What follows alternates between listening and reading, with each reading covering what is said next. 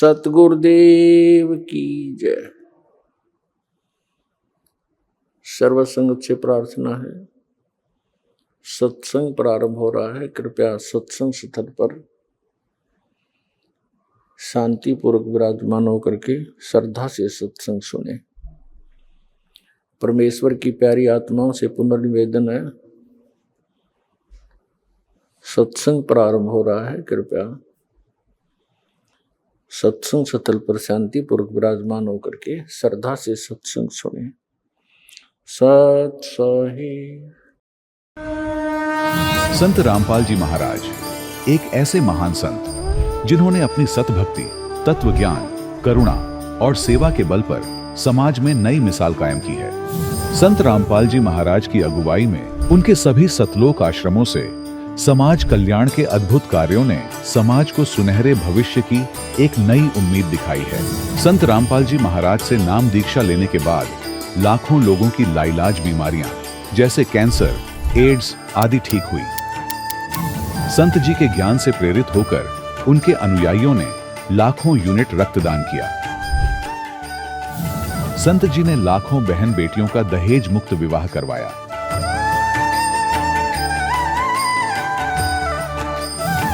संत जी ने लाखों लोगों का नशा छुड़वाया, करोड़ों उजड़े परिवार बसे।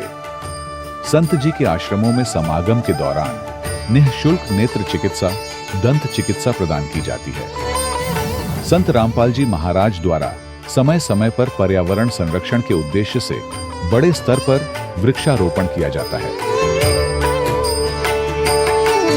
संत जी ने जरूरतमंदों को तत्काल राहत पहुंचाने के लिए एम्बुलेंस सेवा शुरू की। संत जी अपने अनुयायियों को देहदान के लिए प्रेरित करते हैं, जिससे मानवता की सेवा और चिकित्सा क्षेत्र में सुधार हो सके। संत रामपाल जी महाराज के सभी आश्रमों में हर रोज निःशुल्क भंडारा आयोजित किया जाता है, जहां हर वर्ग, हर जाति और हर धर्म के लोग एक साथ बैठकर भोजन करते हैं।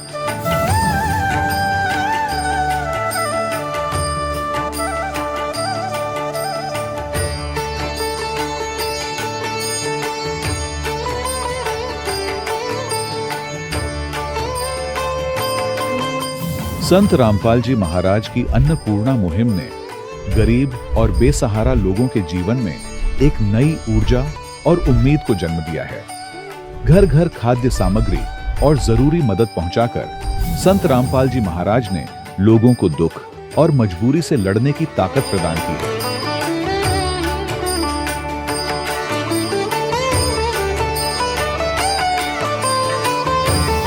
संत रामपाल जी महाराज द्वारा गरीब लोगों के लिए घर बनवाने का अद्भुत कार्य एक ऐसी मिसाल कायम कर रहा है जो सदियों सदियों संत जी की उदारता और दया भावना के तौर पर जाना जाएगा।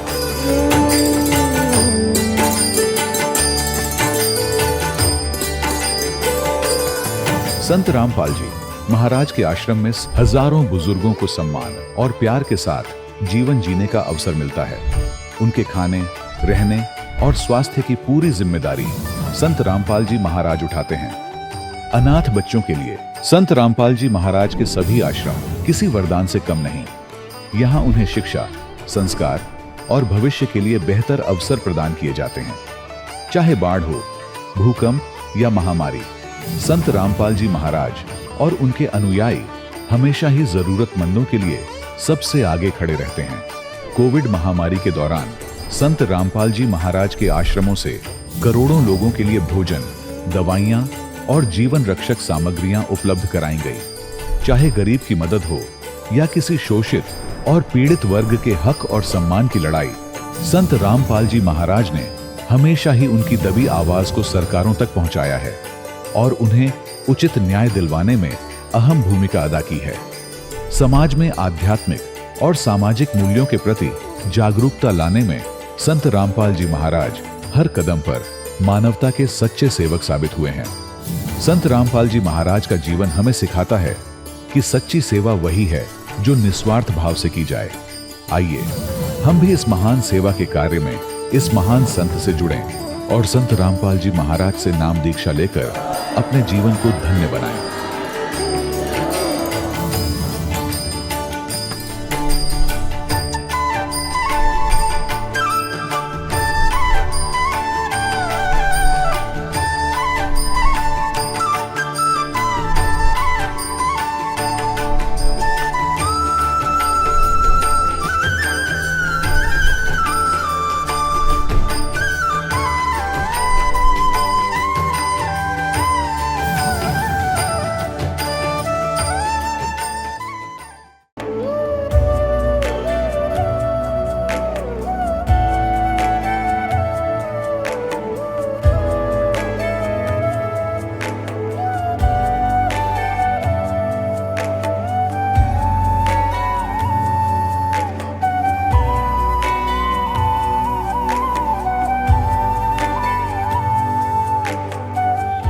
पवित्र श्रीमद् भागवत गीता, पवित्र चारों वेद, पवित्र कुरान शरीफ, पवित्र बाइबल, पवित्र गुरु ग्रंथ साहिब, पवित्र कबीर साहिब की वाणी में छुपे हुए गूढ़ रहस्य अर्थात तत्व को जानने के लिए कृपया अवश्य सुनिए जगत गुरु तत्वदर्शी संत रामपाल जी महाराज के मंगल प्रवचन। दर्शकों, दुनिया भर में ईस्टर संडे का त्योहार बहुत ही आस्था और उल्लास के साथ मनाया जाता है।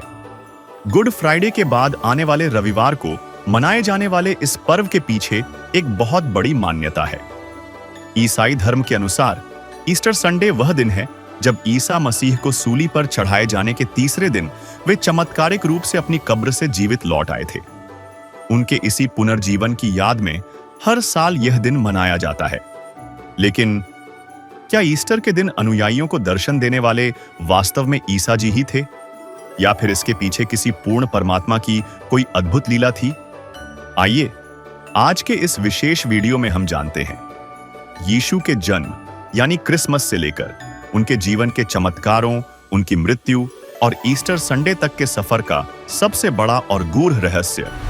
धर्म को मानने वाले लोगों की आबादी के आधार पर ईसाई धर्म को दुनिया भर में सबसे बड़ा धर्म माना जाता है और सभी धर्मों की तरह ईसाई धर्म की भी कुछ मान्यताएं और कुछ त्योहार प्रचलित हैं। उन्हीं में से एक त्योहार है ईसाई धर्म का क्रिसमस डे, जिसे यीशु मसीह के जन्म दिवस के रूप में मनाया जाता है, जो कि हर साल 25 दिसंबर को मनाया जाता है। इस दिन लोग क्रिसमस ट्री सजाते हैं, उपहारों का आदान प्रदान करते हैं, पार्टियों का आयोजन करते हैं और यीशु मसीह को भगवान मानकर पूजते हैं। लेकिन ईसाई धर्म से जुड़े गूढ़ रहस्यों तथा बाइबल क्या कहता है क्रिसमस के बारे में, आइए जानते हैं इस एपिसोड में। सवाल नंबर 1, क्रिसमस डे पर ईसाई धर्म को मानने वाले लोगों द्वारा क्रिसमस ट्री सजाया जाता है, उपहारों का आदान प्रदान किया जाता है, पार्टियों का आयोजन किया जाता है। तो क्या यह सब करना बाइबल के अनुरूप सही है? दर्शकों, सबसे पहली और महत्वपूर्ण बात यह है कि ईसा मसीह के जन्मदिन को मनाने के लिए बाइबल में कहीं भी उल्लेख नहीं किया गया है, बल्कि बाइबल यिर्मयाह अध्याय 20 श्लोक 14 में ईसा मसीह ने कहा है कि श्रापित हो वह दिन जिसमें मैं उत्पन्न हुआ। जिस दिन मेरी माता ने मुंह को जन्म दिया वह धन्य न हो। साथ ही लूका अध्याय 2 श्लोक 7 से 20 में यीशु के जन्म का वर्णन है, लेकिन इसे उत्सव के रूप में मनाने का कोई निर्देश नहीं दिया गया है। इसके अलावा बाइबल यिर्मयाह अध्याय 10 श्लोक 2 से 4 में यहोवा यों कहता है, अन्य जातियों के मार्ग पर न चलो और आकाश के चिन्हों से भयभीत न हो, क्योंकि अन्य जातियां उनसे भयभीत होती हैं।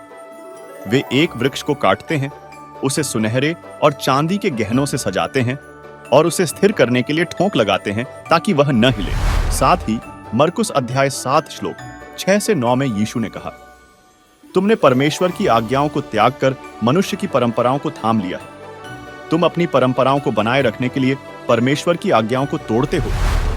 तथा कुलुस्सियों अध्याय 2 श्लोक 8 में लिखा है कि सावधान रहो कि कोई तुम्हें तत्वज्ञान और व्यर्थ धोखे के द्वारा, जो मनुष्य की परंपराओं और संसार की प्राथमिक शिक्षाओं पर आधारित हैं, लूट न ले। अर्थात बाइबल में बार बार यह चेतावनी दी गई है कि मनुष्य को अपने द्वारा बनाई गई मनमानी परंपराओं का पालन नहीं करना चाहिए, तथा जो लोग मनमाने तरीके से पूजा करते हैं या त्योहार मनाते हैं, वे ईश्वर के आदेश की अवहेलना करते हैं। दर्शकों, जिससे स्पष्ट है कि क्रिसमस दिवस पर क्रिसमस ट्री सजाना, उपहार देना और पार्टियों का आयोजन करना, ये सब सांसारिक क्रियाएं हैं जो बाइबल के विरुद्ध हैं। इसलिए ऐसे मनमाने त्योहारों को मनाना व्यर्थ है। क्या मांस भक्षण वास्तव में ईसाई धर्म के अनुरूप है या यह केवल परंपरा और मिथकों का परिणाम है? दर्शकों, ईसाई धर्म के लोगों का मानना है कि ईश्वर ने उन्हें मांस खाने की अनुमति दी है, लेकिन यह सत्य नहीं है, क्योंकि जिस तरह आपने देखा कि ईसाई धर्म के लोगों को यही मालूम नहीं है कि बाइबल के अनुसार परमात्मा साकार है, बल्कि इसके विपरीत वे परमात्मा को निराकार मानते आ रहे हैं। ठीक इसी प्रकार जिस परमात्मा ने 6 दिन में सृष्टि रचकर 7वें दिन विश्राम किया, उस सर्वशक्तिमान परमेश्वर ने किसी भी प्राणी को मांस खाने का आदेश नहीं दिया, जिसका प्रमाण आप स्वयं देखिए। ये दूसरा दिन हुआ, ये तीसरा दिन हुआ। और फिर ये चौथा दिन हुआ, और फिर ये पांचवा दिन हुआ। अब हम छठे दिन पर आते हैं। ये तीसरा पृष्ठ है ये तौरेत का।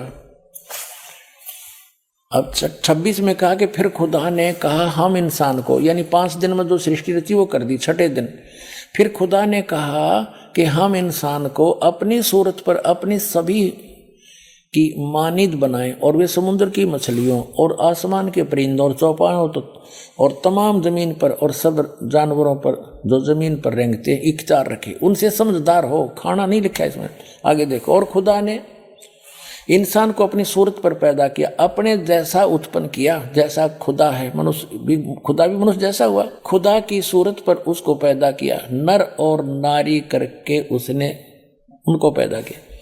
और खुदा ने उनको बरकत दी और कहा फूलो और बढ़ो और जमीन में मासूर हो, महकूम करो, और समुद्र की मछलियों और हवा के परिंदों और कुल जानवरों पर जो जमीन पर रेंगते हैं इख्तियार रखो।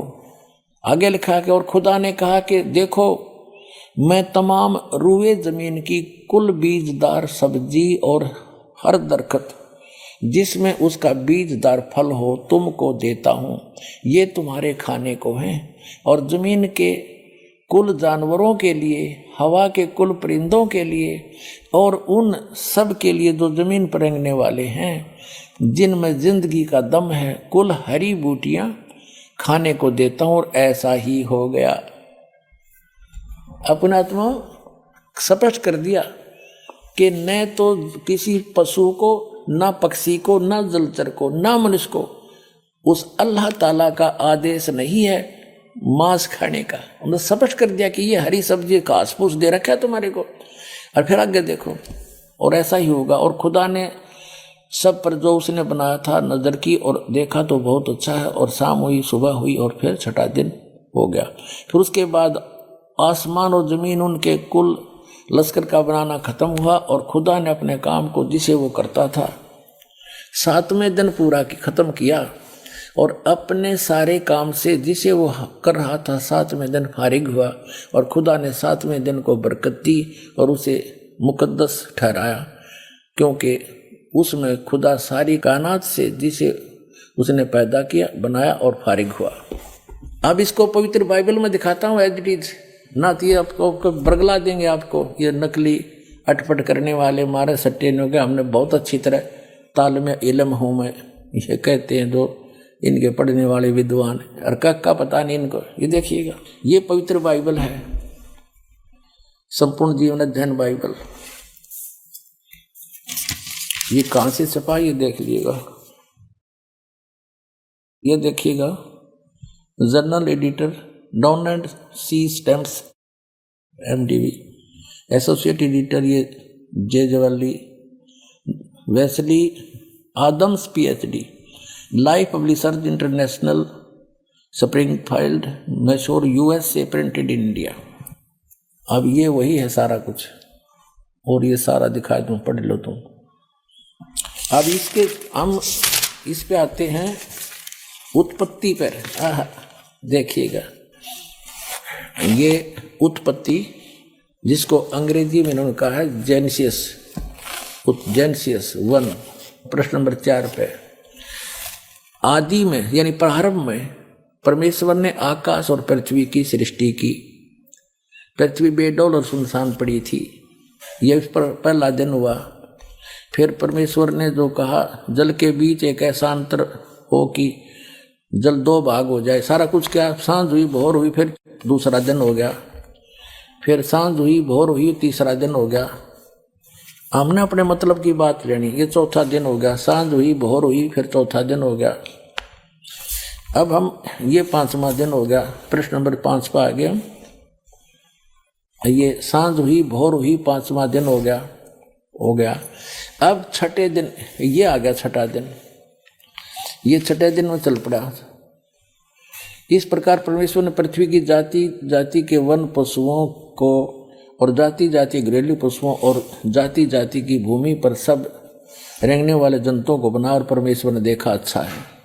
फिर परमेश्वर ने कहा कि हम मनुष्य को, उन सब पशु पक्षियों को बनाकर फिर हम मनुष्य को अपने स्वरूप के अनुसार बनाएं, अपनी समानता में बनाए, और वे समुद्र की मछलियों और आकाश के पक्षियों और घरेलू पशुओं और सारी पृथ्वी पर सब रेंगने वालों जंतुओं पर जो पृथ्वी पर रेंगते अधिकार रखें। इनसे समझदार हो, जैसे भैंस, गाय, बैल, इनको हमने अपने काम के लिए प्रयोग कर लिया, इनको खाना नहीं, सताना नहीं, इनको जैसे गाय भैंस आपने रखी, उसको पहले आप पेट भरते हो, चराते हो, उसको नहवाते हो, धोआते हो, प्यार से रखते हो, जब वो दूध देती है। तो ऐसे कहा, खाने के लिए नहीं कहा उस मालिक ने। देखो आगे, तो परमेश्वर ने कहा मनुष्य को अपने स्वरूप के अनुसार बनाए, अपनी समानता बनाए। तो भगवान फिर कैसा हुआ? फिर परमेश्वर ने कहा हम मनुष्य को अपने स्वरूप के अनुसार बनाए, अपनी समानता बनाए, और वो समुद्र की मछलियों और आकाश के पक्षियों और घरेलू पशुओं और सारी पृथ्वी पर रेंगने वाले जंतुओं पर जो पृथ्वी पर रेंगते अधिकार रखे। आगे देखो, तब परमेश्वर ने मनुष्य को अपने स्वरूप के अनुसार उत्पन्न किया, अपने ही स्वरूप के अनुसार परमेश्वर ने उसको उत्पन्न किया, नर और नारी करके उसने मनुष्यों की सृष्टि की। तो भगवान कैसा? नर आकार, मनुष्य सदृश, जैसे जिनको परमात्मा मिले सचखंड लेकर गए, वापस छोड़ा, उन्होंने बताया हमरे ही निहार है, हमारा सृजनहार, हमारा भगवान हमारे जैसी शक्ल का है, लेकिन उसकी बॉडी वो उस वहां जाकर के सभी का जो शरीर है इमोर्टल हो जाता है, अविनाशी शरीर मिलता है, वो मटेरियल सारा अविनाशी मटेरियल का शरीर है। और यहाँ पर ये नासवान है ये शरीर। यहाँ जब आता है परमात्मा अपनी ओरिजिनल बॉडी से ही आता है, वो अविनाशी, वो ऐसे ही किसी माँ से जन्म नहीं लेता, सह शरीर आता है, सह शरीर चला जाता है। आपको प्रमाण दिखाएंगे, अल्लाह अकबर सह शरीर आया था, बालक रूप धारण किया, लीला करते बड़े हुए, फिर सह शरीर चले गए लाखों लोगों के सामने। अब ये स्पष्ट हो गया कि परमात्मा ने मनुष्य को अपने जैसा, अपनी सूरत में, अपने शकल के अनुसार अपने जैसा रचा। तो भगवान भी, अल्लाह भी मनुष्य जैसा है।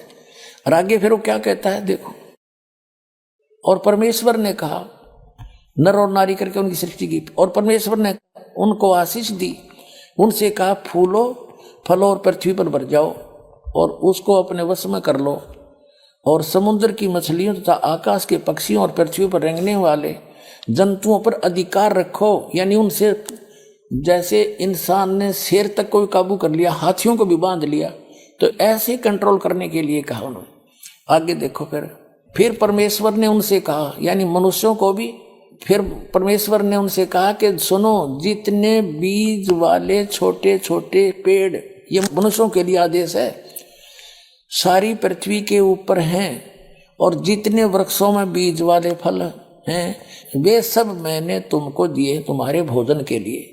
मनुष्य के लिए उस अल्लाह ताला का आदेश, अल्लाह अकबर, जिसने 6 दिन में सृष्टि रची, 7वें दिन तख्त पर जा बैठा, वो है अल्लाह अकबर है, वो अल्लाह कबीर है, वो कंप्लीट गॉड है, वो सर्जनहार है, वो क्रिएटर है। उस क्रिएटर का आदेश नहीं है मांस खाने का मनुष्य को, पशु पक्षियों को भी नहीं है। आगे देखो, तुम्हारे भोजन के लिए, ये तो मनुष्यों के लिए। आगे देखो, यहाँ आगे हम, और जितने पृथ्वी के पशु और आकाश के पक्षी और पृथ्वी पर रेंगने वाले जंतु हैं, जिनमें जीवन का प्राण है, उन सब के खाने के लिए मैंने सब हरे हरे छोटे पेड़ दिए, और वैसा ही हो गया, यानी घास फूस। और तब परमेश्वर ने जो कुछ बनाया था वो देखा, तो क्या देखा? वह बहुत अच्छा है। तथा सांझ हुई, फिर भोर हुआ, इस प्रकार ये 6वां दिन हो गया। अब 7वां दिन, यूं आकाश और पृथ्वी और उनकी सारी सेना का बनाना समाप्त हो गया, और परमेश्वर ने अपना काम जिसे वह करता था 7वें दिन समाप्त किया, और उसने अपने किए हुए सारे काम से 7वें दिन विश्राम किया। और परमेश्वर ने 7वें दिन को आशीष दी और पवित्र ठहराया, क्योंकि उसमें उसने सृष्टि की रचना के अपने सारे काम से विश्राम लिया। ठीक दर्शकों, बाइबल से यह स्पष्ट हुआ कि सर्व सृष्टि रचनहार परमात्मा का आदेश मांस खाने का नहीं है। इसके आगे यदि कोई आदेश बाइबल में मांस खाने का है तो वह पूर्ण परमात्मा का नहीं है। इसलिए उस आदेश को मानना परमात्मा के आदेश का उल्लंघन है। आदम जी को अपना आदि पुरुष मानते हैं दोनों धर्म, ईसाई और मुसलमान धर्म के अनुयायी।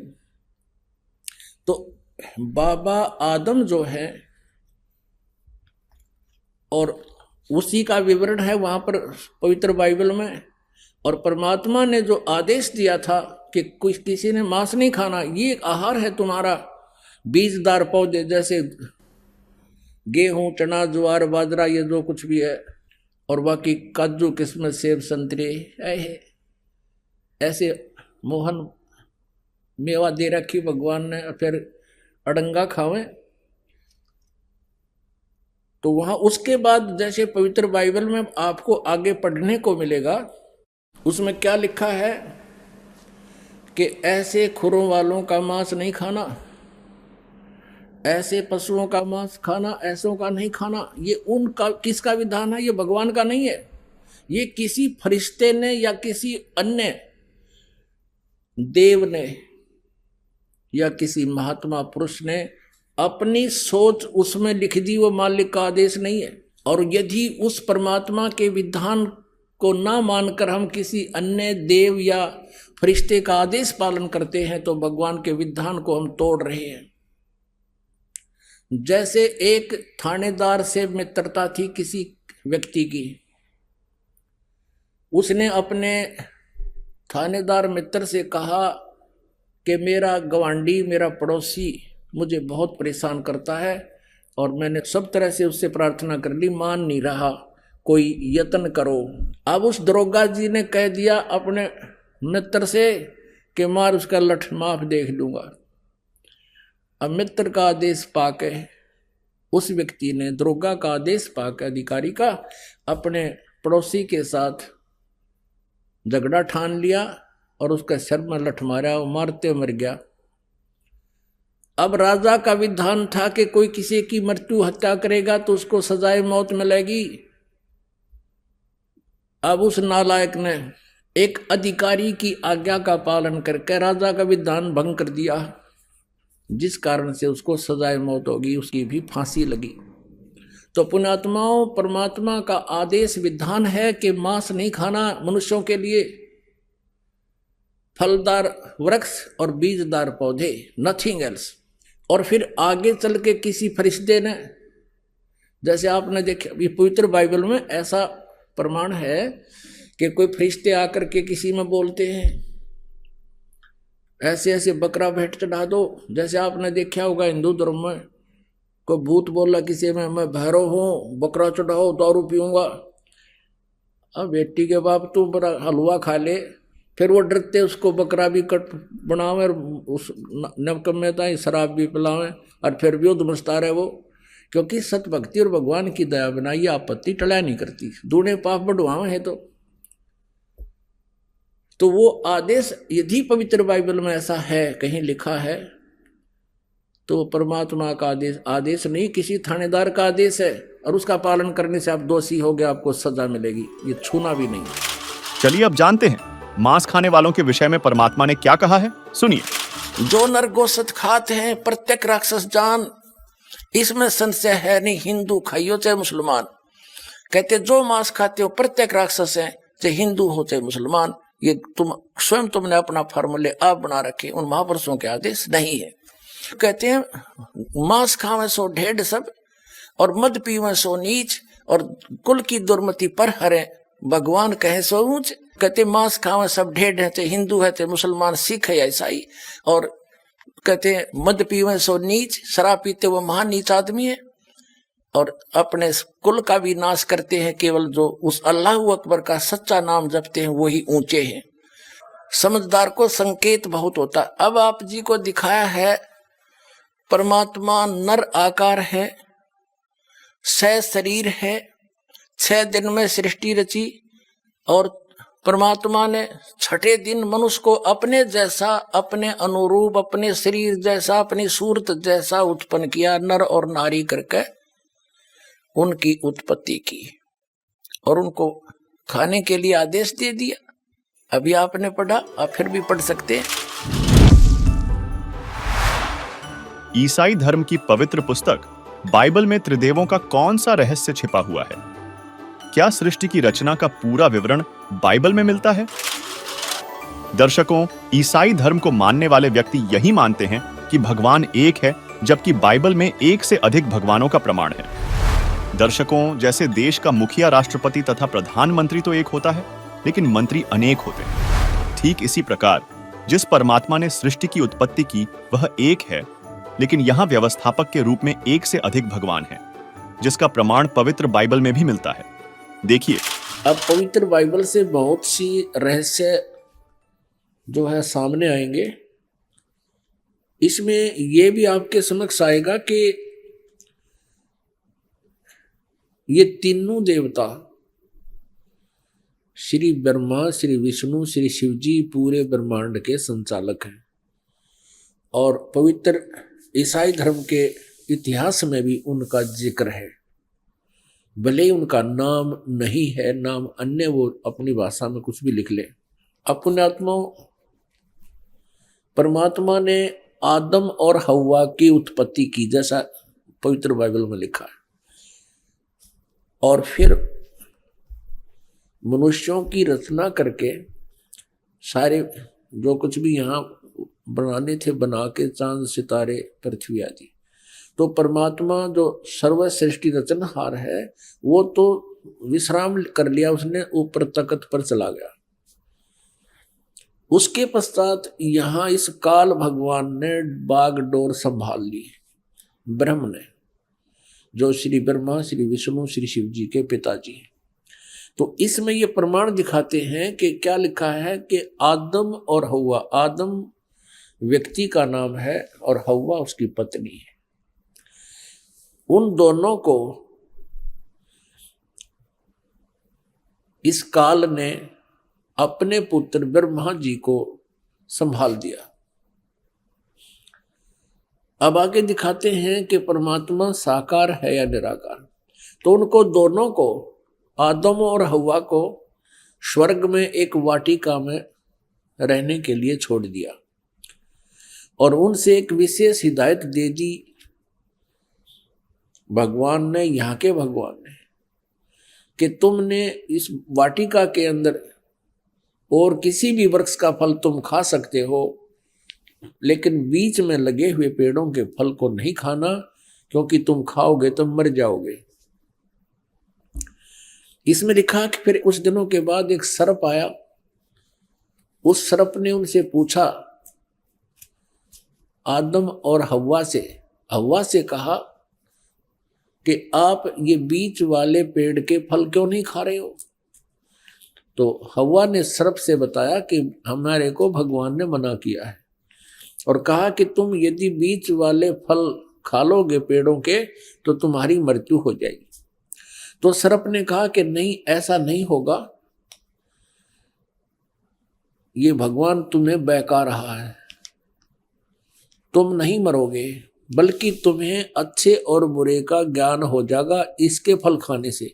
इसलिए भगवान तुम्हें धोखे में रखे हुए हैं कि कहीं तुम इस बीच वाले फल को, वृक्षों के फल को खा के अपने अस्तित्व को समझ सके, वो नहीं चाहता। अब हव्वा ने उस बीच वाले वृक्ष के फल को तोड़ा, आप भी खाया, अपने पति से भी खिला दिया। उस समय वो दोनों नंगे थे और उनकी ऐसी बुद्धि थी कि उनको शर्म नहीं आ रही थी एक दूसरे से। उस फल के खाने से उनको एहसास हुआ कि हमने ऐसे नहीं रहना चाहिए। तो उन्होंने अंजीर के पत्ते होते हैं बड़े बड़े, उन पत्तों को तोड़ा और अपने पर्दे पर बांध लिया। लिखा है इसमें पवित्र बाइबल में कि शाम के समय भगवान आया वाटिका में टहलने के लिए और उसने आवाज लगाया कि आदम और हव्वा तुम कहाँ हो? भगवान को देखकर उनकी आहट पाकर के वो छुप गए वृक्षों के बीच में और कहने लगे कि हम यहाँ बैठे हैं, हमें आपसे शर्म आ रही है क्योंकि हम नंगे हैं। तो भगवान ने कहा कि तुमने बीच वाले पेड़ों के फल को खा लिया? उन्होंने कहा कि हाँ, हमने बीच वाले पेड़ के फलों को खा लिया, जिस कारण से हमें अब एक दूसरे से शर्म आने लगी। इस बात से वह भगवान नाराज हुआ और उसने कहा कि तुमको किसने बताया ये पेड़ों के फल खाने को? हवा ने कहा कि सर्प ने बताया, सांप ने। अपने आत्मा हमने अपने मतलब की बातें लेनी है। ये तो बहुत बड़े सदग्रंथ हैं, ये तो एक वन है, आध्यात्मिक वन। और आध्यात्मिक वन से हमने जो जड़ी चाहिए अपने रोग निवारण के लिए उतनी ही निकाल लेंगे, बाकी ठीक है, बाग हरा भरा पड़ा ही रखा ही है। आपको ये और दिखाते हैं कि भगवान वाटिका में टहल रहा था, और ये भी दिखाते हैं पवित्र बाइबल में कि उसने कहा कि अब इस बीच वाले फल के पेड़ के फल को खाने से ये इंसान बुद्धिमान हो गया है, और कहीं ऐसा ना हो कि जीवन के वृक्ष वाले फल को भी ना खा ले और फिर ये अमर हो जावे। इसलिए उसको वाटिका से निकाल दिया उनको, और उनके चमड़े के कपड़े बनवाए भगवान ने। तो भगवान निराकार की तरह गया। कहाँ से हुआ निराकार? ये कहाँ से लाए ये थ्योरी, ये सिद्धांत? ये देखिएगा, ये हम पढ़ रहे हैं पवित्र बाइबल, और जेनेसिस 3 यानी 3रा अध्याय, मनुष्य का पतन, पृष्ठ नंबर 9 पे। यहोवा परमेश्वर ने जितने बनेले पशु बनाए थे उन सब में सर्प धुरत था। उसने स्त्री से कहा, क्या सच है कि परमेश्वर ने कहा है तुम इस वाटिका के किसी वृक्ष का फल न खाना? स्त्री ने सर्प से कहा, इस वाटिका के वृक्षों के फल हम खा सकते हैं, पर जो वृक्ष वाटिका के बीच में है इसके फल के विषय में परमेश्वर ने कहा है कि न तो तुम उसको खाना और न उसको छूना, नहीं तो मर जाओगे। तब सर्प ने स्त्री से कहा, तुम निश्चय न मरोगे, वरन परमेश्वर आप जानता है कि जिस दिन तुम उसका फल खाओगे उसी दिन तुम्हारी आंखें खुल जाएंगी और तुम भले बुरे का ज्ञान पाकर परमेश्वर के तुल्य हो जाओगे। अतः जब स्त्री ने देखा कि उस वृक्ष का फल खाने के लिए अच्छा है और देखने में मन भाऊ और बुद्धि देने के लिए चाहने योग्य भी है, तब उसने उसमें से तोड़कर खाया और अपने पति को भी दिया, उसने भी खाया। तब उन दोनों की आंखें खुल गई और उनको मालूम हुआ कि वे नंगे हैं, इसलिए उन्होंने अंजीर के पत्ते जोड़ तोड़कर लंगोट बना लिए। तब यहोवा परमेश्वर, जो कि दिन के ठंडे समय यानी शाम को या सुबह वाटिका में फिरता था, अब देखो, तब यहोवा परमेश्वर, यानी ये यहोवा कहो से परमेश्वर को, जो कि दिन के ठंडे समय वाटिका में फिरता था, घूमया करता था, का शब्द उनको सुनाई दिया, उसके पैरों की आवाज सुनाई दी। तब आदम और उसकी पत्नी वाटिका के वृक्षों के बीच में छुप गई। वृक्षों के बीच यहोवा परमेश्वर से छिप गए। तब यहोवा परमेश्वर ने पुकार कर आदम से पूछा, तू कहाँ है? जिस भगवान ने न्योय नहीं बेरा आदम किस है, तो बताओ परमात्मा है या नहीं, ये भी शंका होगी हमें। तब यहोवा परमेश्वर ने पुकार कर आदम से पूछा, तू कहाँ है? उसने कहा, मैं तेरे शब्द बारी में सुनकर डर गया, क्योंकि मैं नंगा था, इसलिए छिप गया। अब उसने कहा, किसने? यहोवा परमेश्वर ने कहा कि किसने तुझे बताया कि तू नंगा है? जिस वृक्ष का फल खाने को मैंने तुझे मना किया, क्या तूने उसका फल खा लिया? आदम ने कहा, जिस स्त्री को तूने मेरे संग रहने को दिया है उसी ने उस वृक्ष का फल मुझे दिया और मैंने खाया। तब यहोवा परमेश्वर ने स्त्री से कहा कि तूने यह क्या किया है? स्त्री ने कहा कि सर्प ने मुझे बहका दिया, तब मैंने खाया। प्रश्न नंबर 10 पर आप देखेंगे, उत्पत्ति ग्रंथ अध्याय 3 और 4 आप पढ़ रहे हो, अभी 3 चल रहा है। इसमें क्या लिखा कि आदम ने अपनी पत्नी का नाम हव्वा रखा, क्योंकि जितने मनुष्य जीवित हैं उन सब की आदि माता वही है। और यहोवा परमेश्वर ने आदम और उसकी पत्नी के लिए चमड़े के अंग रखे बनाकर उन्हें पहना दिए। ये भगवान निराकार कहाँ से सारी बात करे, उनके कपड़े बुनवावे, घूमे फिरे, बोले बतलावे। फिर योहा परमेश्वर ने कहा कि मनुष्य भले बुरे का ज्ञान पाकर हम में से एक के समान हो गया है। अब भगवान एक से अनेक हो गए। फिर योहा परमेश्वर ने कहा कि मनुष्य भले बुरे का ज्ञान पाकर हम में से एक के समान हो गया है। इससे सिद्ध है ये भगवान इस सतर के एक से अधिक हैं। इसलिए अब ऐसा ना हो कि वह हाथ बढ़ाकर जीवन के वृक्ष का फल तोड़ के खा ले और वो सदा जीवित रहे। एक और प्रमाण दिखाते हैं इसी पवित्र बाइबल में, ये देखिएगा। ये प्रश्न नंबर 11 पर भी यही समर्थन है। ये उत्पत्ति ग्रंथ है, 4-5 अध्याय हम चल रहे हैं। अब 5वां अध्याय में भी यही स्पष्ट किया स्टार्ट में, आदम से नूह तक का इसमें जिक्र है, विवरण है। आदम की वंशावली यह है कि जब परमेश्वर ने मनुष्य की सृष्टि की तब अपने ही स्वरूप में उसको बनाया। अब डबल दूसरी बार फिर यहाँ पर प्रमाणित कर दिया कि परमेश्वर ने मनुष्य की सृष्टि की तब अपने ही स्वरूप के में उसको बनाया। उसने नर और नारी करके मनुष्य की सृष्टि की और उन्हें आशीष दी और उनकी सृष्टि के दिन उसका नाम आदम रखा। अब स्पष्ट हो गया, 2 बार फिर कह दिया। अब आगे दिखाते हैं, ये भी दिखाते हैं कि ये 3 हैं जो इनको कंट्रोल करते हैं। किसको? ईसाई धर्म को। ये देखिए वो 3 हैं, 3 का भी प्रमाण आपको देते हैं। ये देखिएगा, ये है 24 पृष्ठ और वही उत्पत्ति यानी जेनेसिस 17-18। 3 अतिथि।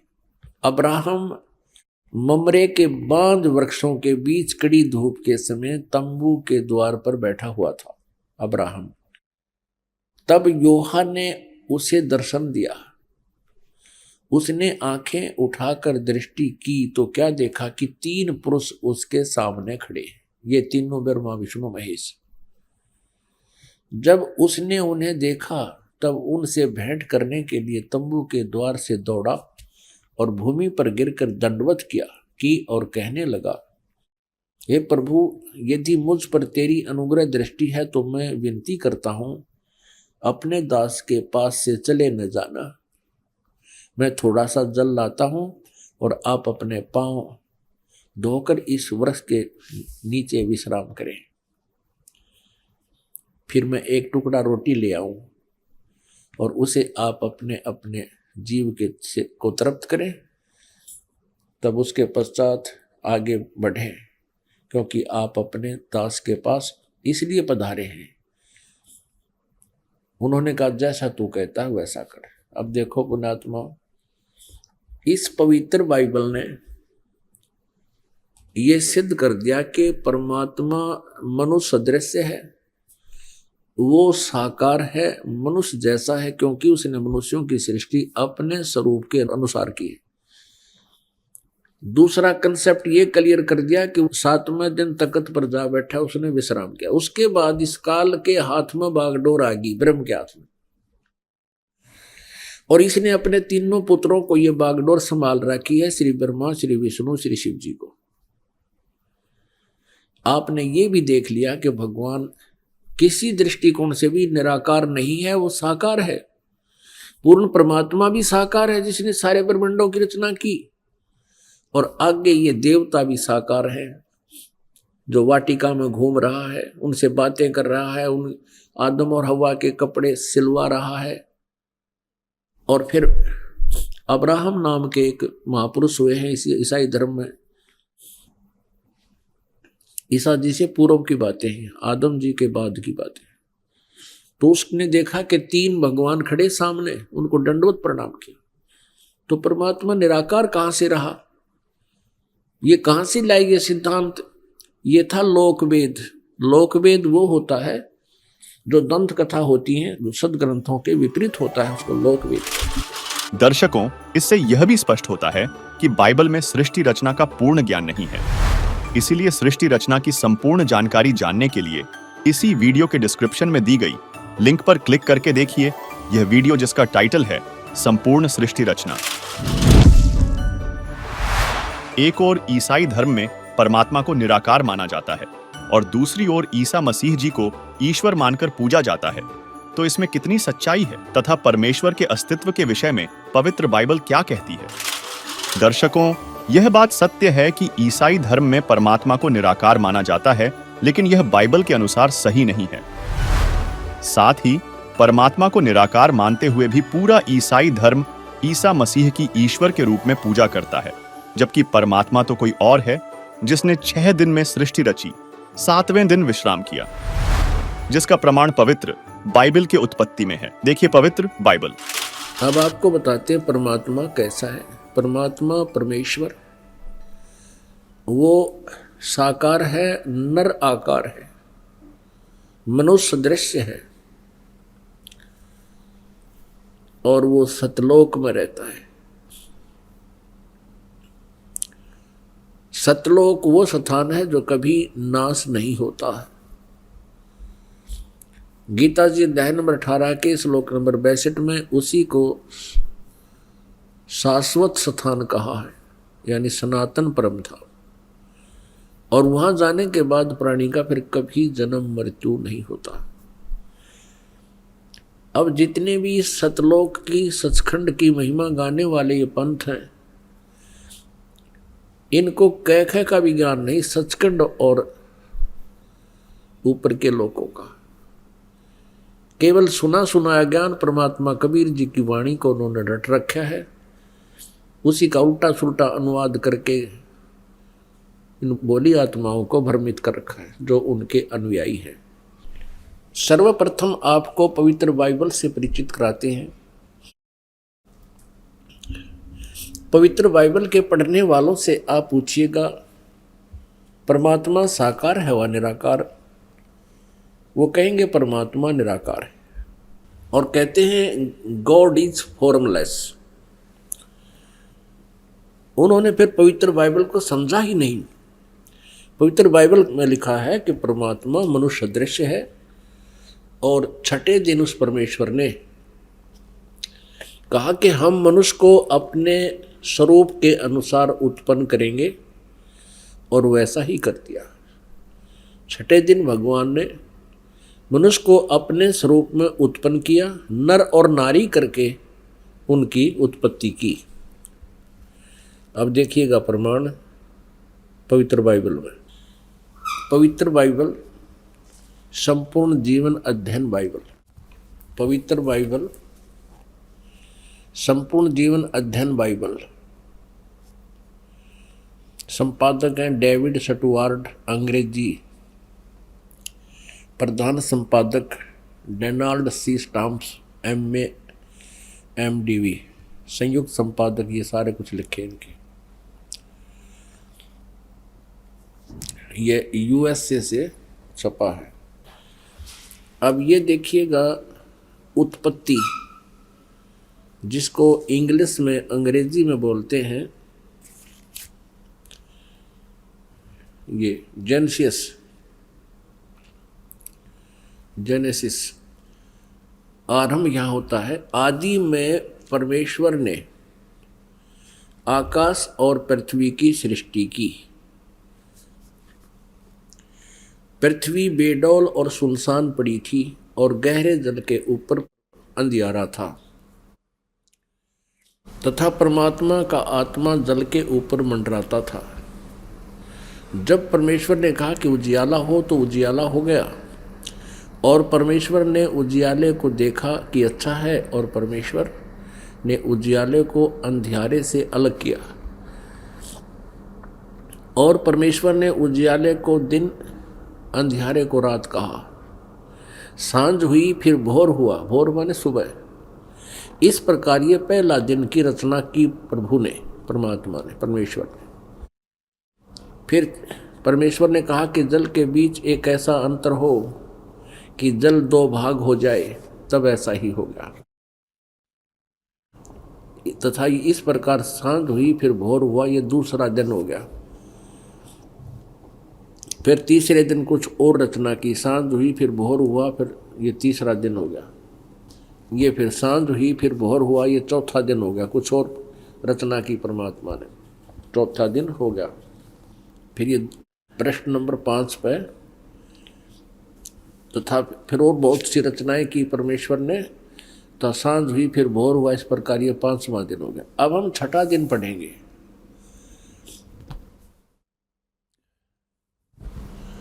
फिर परमेश्वर ने कहा कि हम मनुष्य को अपने स्वरूप के अनुसार अपनी समानता में बनाए, और वे समुद्र की मछलियों और आकाश के पक्षियों और घरेलू पशुओं और सारी पृथ्वी पर और सब रेंगने वाले जंतुओं पर जो पृथ्वी पर रेंगते हैं अधिकार रखे, यानी उनसे बुद्धिमान हो। तब परमेश्वर ने मनुष्य को अपने स्वरूप के अनुसार उत्पन्न किया। अपने ही स्वरूप के अनुसार परमेश्वर ने उसको उत्पन्न किया, नर और नारी करके उसने मनुष्यों की सृष्टि की। पुण्यात्माओं फिर पढ़ लो।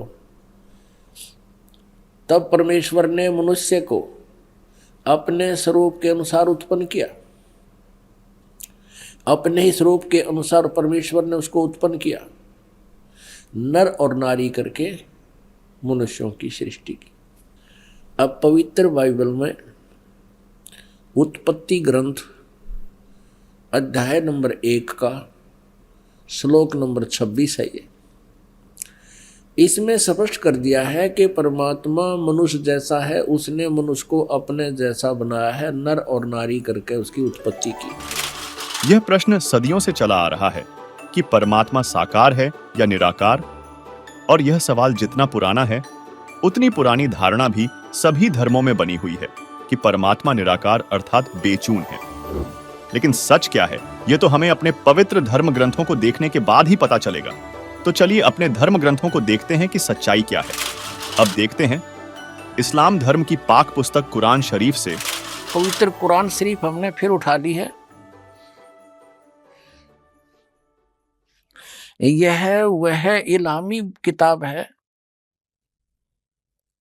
जिसमें कोई संदेह की गुंजाइश नहीं। शास्त्रीय अरबी पद्धति पर नागरी लिपि में ये कुरान शरीफ कंप्लीट देखें, और ये मुतरजम ये है शास्त्रीय अरबी पद्धति पर नागरी लिपि में। इसका सह अनुवाद सटीपन ये इसकी हिंदी है। रूपांतरकार है नंद कुमार अवस्थी, शेरवाणी संस्करण। और यहां देखते हैं जालिकल किताबों लारैब ज सलाफीही जय। यह वह इलामी किताब है जिसमें कोई संदेह की गुंजाइश नहीं। कुरान शरीफ ये अनुवाद टिप्पण शास्त्रीय अरबी पद्धति पर नागरी लिपि में शेरवाणी संस्करण। प्रकाशक हैं लखनऊ किताब घर, मौसम बाग, सीतापुर रोड, लखनऊ। इतने। अब हम इसके आते हैं। अब देखिएगा कुरान शरीफ और सूरत फुरकानी 25 604 पृष्ठ पे हम यहां से पढ़ने लगेंगे, जैसे पहले भी पढ़ा था। 52 आयत को हम पढ़ेंगे। फला तुतियल काफिरिन व जाहिदुम बिही जिहादन कबीरन। इसका अनुवाद बिल्कुल सामने हिंदी में कर दिया उन्हीं ने। तो ए पैगंबर तुम काफिरों का कहा न मानना, ये कुरान शरीफ का ज्ञानदाता कह रहा है हजरत मोहम्मद जी को कह रहा है। और इस कुरान की दलीलों से उनका सामना बड़े जोर से करो। इन्होंने कबीर का अर्थ बड़ा कर दिया। ठीक है, अब हम आते हैं 607 पृष्ठ पे सूरत फुरकानी 25 और यहां आ गया है। अब हम 53वीं आयत पढ़ेंगे। और वही है जिसने 2 दरियाओं को मिला चलाया, एक का पानी मीठा प्यास बुझाने वाला और एक का खारी कड़वा, और दोनों में एक आड़ और मजबूत रोक बना दी। और वही है जिसने पानी की बूंद से आदमी को पैदा किया, फिर उसको साहिबे नसब यानी किसी का बेटा या बेटी, और ससुराल वाला यानी किसी का दामाद बहू बनाया। और तुम्हारा परवरदिगार हर चीज करने पर शक्तिमान है। अब 55 आयत पढ़ेंगे, 54 पढ़ ली। और काफिर अल्लाह के सिवा ऐसों को पूजते हैं जो न उनको नफा पहुंचा सकते हैं और न उनको नुकसान पहुंचा सकते हैं। और काफिर तो अपने परवरदिगार से पीठ दिए हुए हैं, मुंह मोड़े हैं। तो और ए पैगंबर, हमने तुमको खुशखबरी सुनाने और सिर्फ अजाब से डराने के लिए भेजा है।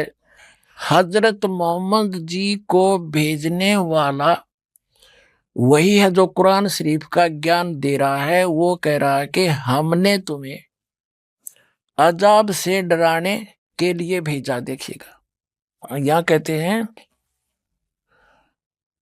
ए पैगंबर, हमने तुमको खुशखबरी सुनाने और सिर्फ अजाब से डराने के लिए भेजा है।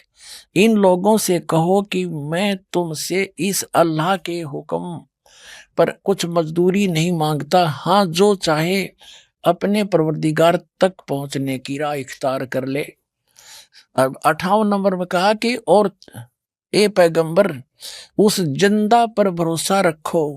जिंदा महात्मा के रूप में वो अल्लाह अकबर कबीर परमात्मा सतलोक से, उस सच्चे स्थान से, अर्श कुर्स के ऊपर से चलकर आए थे। एक जिंदा महात्मा के रूप में मिले थे।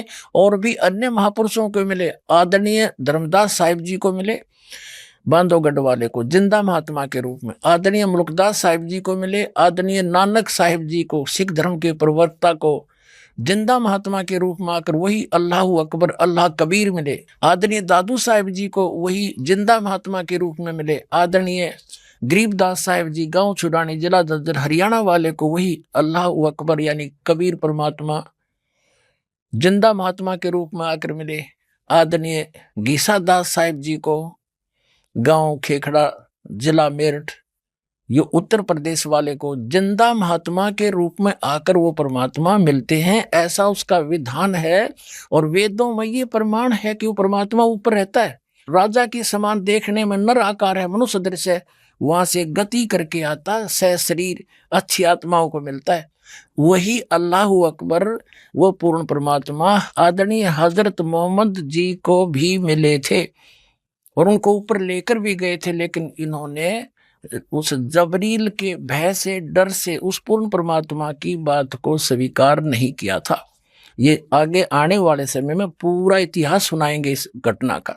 अब देखिएगा, हम ये 57 नंबर आयत पढ़ रहे हैं। 57, ए पैगंबर, उस जिंदा पर भरोसा रखो जो कभी मरने वाला नहीं है, वास्तव में अविनाशी इमोर्टल वही है।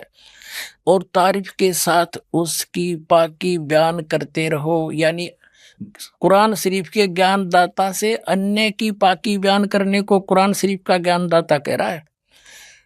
और अपने बंदों के गुनाहों से वो काफी खबरदार है।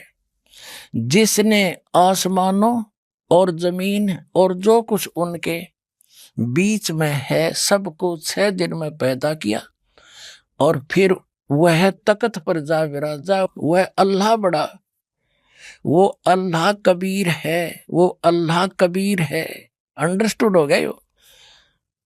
रहमान है और उसकी खबर किसी बाखबर इल्म वाले से पूछ देखो। कुरान शरीफ का ज्ञानदाता भी उससे अनभिज है, उस अल्लाह अकबर को नहीं जानता।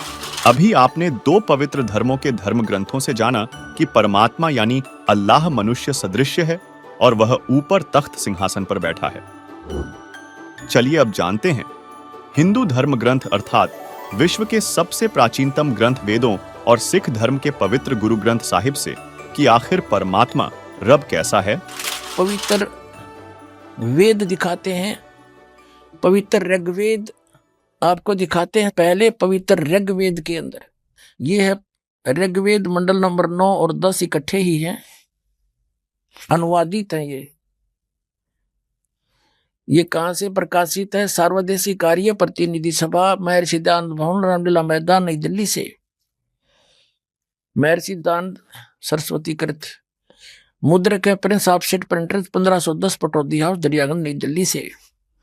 अपने आत्माओं, एक आश्चर्य की बात है, आज तक एक लोक वेद सबके हृदय में समा चुका था कि परमात्मा निराकार है।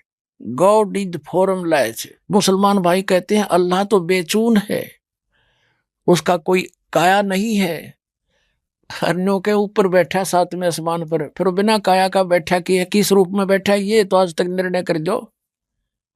अब यहां क्या बताया है कि ये आर्य समाज के जो प्रवर्तक थे महर्षि दयानंद और उनके जितने आचार्य अनुयायी हैं, वो भी परमात्मा को निराकार कहते हैं ठोक के, और वेदों को सच बताते हैं कि वेदों जैसा ग्रंथ पृथ्वी पर नहीं है।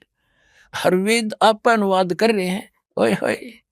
तो कबीर साहब कहते हैं मोती मुक्ता दर्शत नाही, ये जग है सब अंधरे, दिखत के नैन चश्मे इनका फिरा मोतिया बंदरे।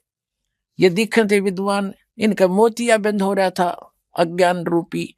जैसे किसी को मोतिया बंद हो जाना, आंखों में एक रोग होता है, उसकी आंखें तो बिल्कुल स्वस्थ दिखाई देती है, स्वस्थ, जैसे इनमें कोई रोग नहीं, लेकिन उसको दिखता कुछ नहीं।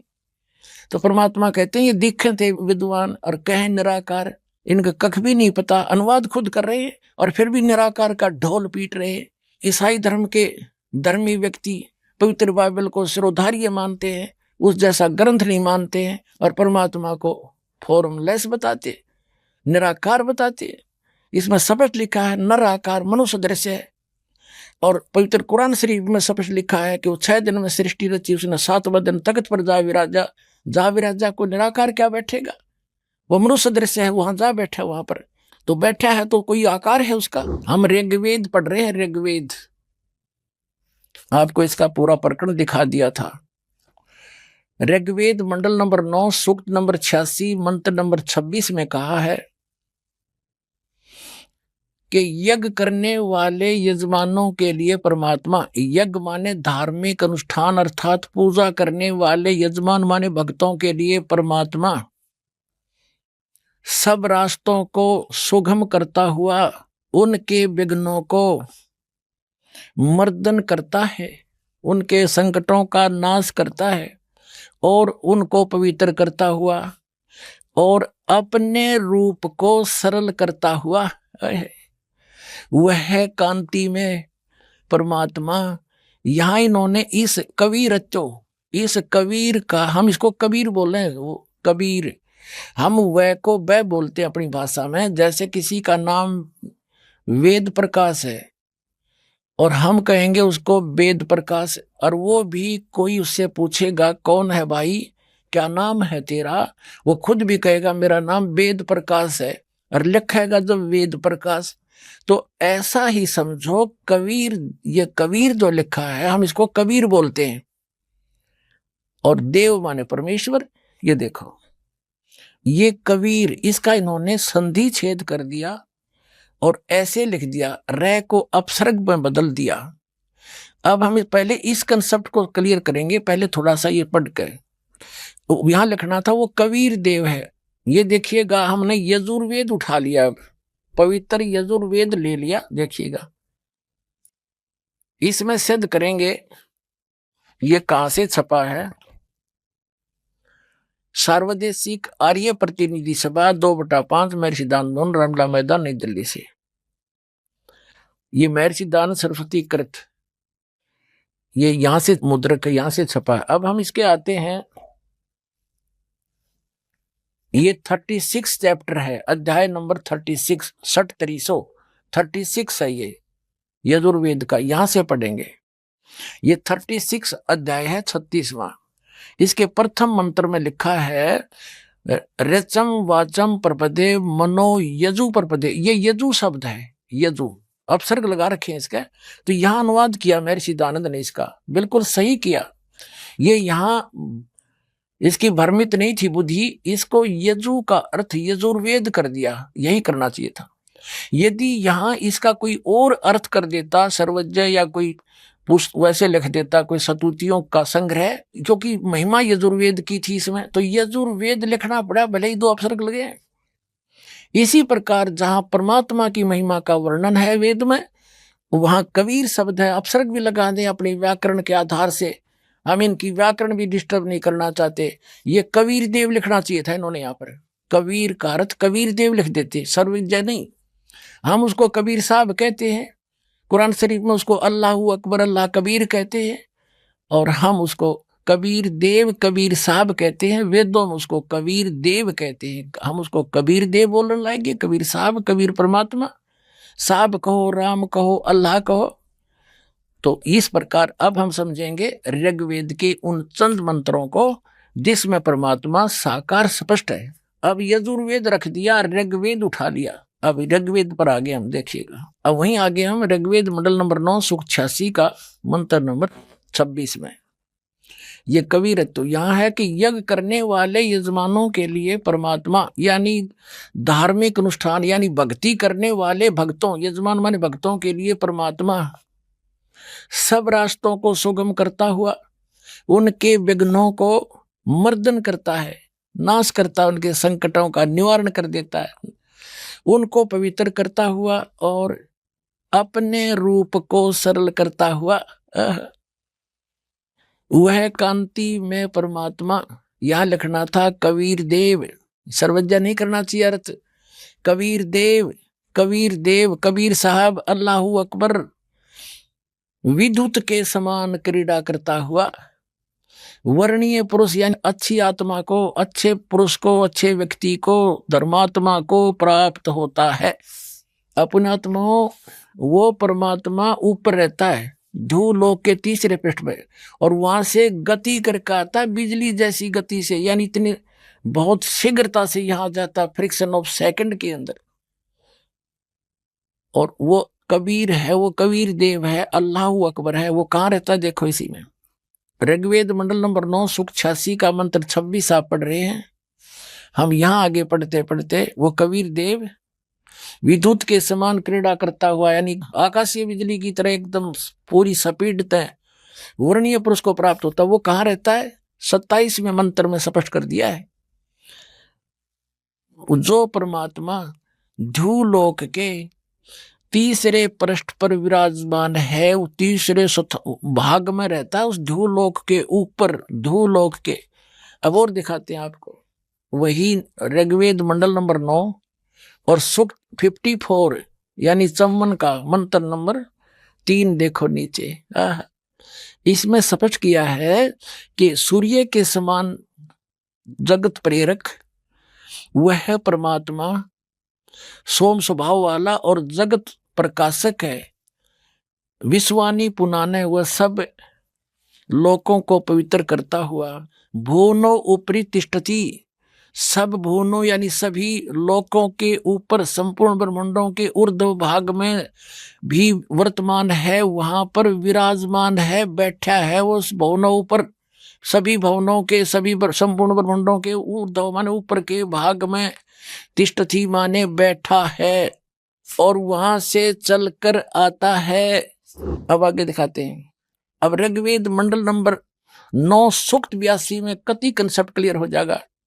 ऋग्वेद मंडल नंबर 9 सूक्त 82 और मंत्र नंबर 1 में क्या कहा है, वह है जो सर्वोत्पादक प्रभु यानी सबकी उत्पत्ति करने वाला, 6 दिन में सृष्टि रच के 7वां दिन तख्त पर बैठने वाला, प्रकाश रूप सद्गुणों की वृष्टि करने वाला, पापों का हरण करने वाला, वह राजे, ये संस्कृत है, इसका अर्थ है राजा के समान, राजा के। ये 269 पृष्ठ पे है राजा के, और इधर देखो 270 पृष्ठ पे, 270 पृष्ठ पे राजा के समान दर्शनीय है, देखने में राजा के समान है, तख्त पर विराजमान है, सिर पर मुकुट है उसके, और वह पृथ्वी आदि लोक लोकांतरों के चारों ओर शब्दमान हो रहा है। वह वर्णीय पुरुष को, अच्छी आत्मा को, जो दृढ़ भक्त है उसको पवित्र करता हुआ प्राप्त होता है। कैसे? जिस प्रकार विद्युत सने वाले स्थानों को आधार बनाकर प्राप्त होता है। आगे किस लिए आता है? उद्देश्य क्या होता है आने का? हे परमात्मन, उपदेश करने की इच्छा से, तत्व ज्ञान यथार्थ ज्ञान बताने की इच्छा से आप महापुरुषों को प्राप्त होते हो, नीचे आकर के गति करके आते हो, और आप अत्यंत गतिशील पदार्थ के समान हमारे आध्यात्मिक यज्ञ को यानी हमारे धार्मिक अनुष्ठानों को प्राप्त होते हैं। आप कबीर देव हैं, आप अल्लाहु अकबर हैं, शुद्ध स्वरूप हैं, आप पाक हैं, पवित्र हैं। हमारे पापों को दूर करके हे अमर परमात्मा सो आप हमको सुख दे। हो गया सिद्ध।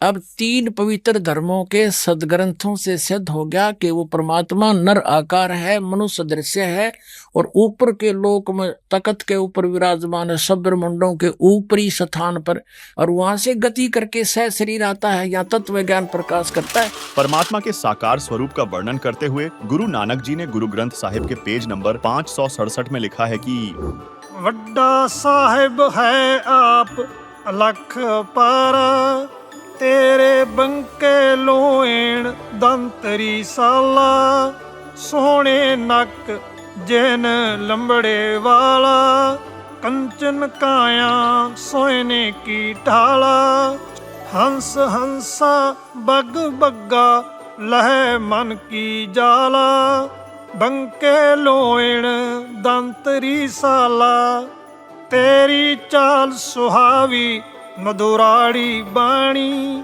कोकन कोयकला तरल जोआणी, सारंग ज्यों पग धरे ठिम ठिम, आप आप संधूरे, बिनवंत नानक दास हर का, तेरी चाल सुहावी मधुराड़ी बाणी। साथ ही श्री गुरु ग्रंथ साहिब पृष्ठ 1257 मलार महल्ला एक घरूदो में लिखा है कि बागे कापड़ बोले बैण, लम्मा नक काले तेरे नैण, कबहू साहिब देखिया पैण, ऊडा ऊड चढ़ा आसमान, साहिब समृथ तेरा ताण, जल थल डूंगर देखा तीर, थान थनंतर साहिब बीर, जेन तन साज दिए नाल खंभ, अत तृष्णा उडणे की डंझ, नदर करे तां बंधा तीर, ज्यों वेखाले त्यों वेखां वीर, ना ए तन जाएगा ना जाएंगे खंभ, पौने पानी अग्नि का संबंध, नानक कर्म होवे जपिए कर गुर पीर, सच समावे ए शरीर। दर्शकों, इन वाणियों में नानक जी ने कहा है कि सर्वशक्तिमान परमात्मा के भेद को कोई नहीं जानता। मैंने उस परमात्मा को देखा है, उसका दर्शन किया है। हे सर्वशक्तिमान परमात्मा, आपकी सुंदर आंखें हैं, सुंदर दांत हैं, आपका नाक भी अति सुंदर है, आपके बाल चमकीले लंबे हैं, आपका शरीर स्वर्ण जैसा है, आपकी चाल मोहक है, आपकी वाणी मधुर है, कोयल जैसी सुरीली है, आप सारंग पक्षी के समान ठुमक ठुमक कर चलते हो, लंबा नाक, आंखें सुंदर हैं। अर्थात सिख धर्म के पवित्र श्री गुरु ग्रंथ साहिब से भी सिद्ध होता है कि परमात्मा साकार है। साथ ही परमेश्वर का साक्षात्कार करने वाले हरियाणा के सुप्रसिद्ध संत गरीबदास जी ने परमेश्वर के विषय में बताया है कि हमरे ही हुनियारे हैं, हमरा सिरजनहारे, गरीबदास विधि भेद सुने, खुले मुक्ति द्वार।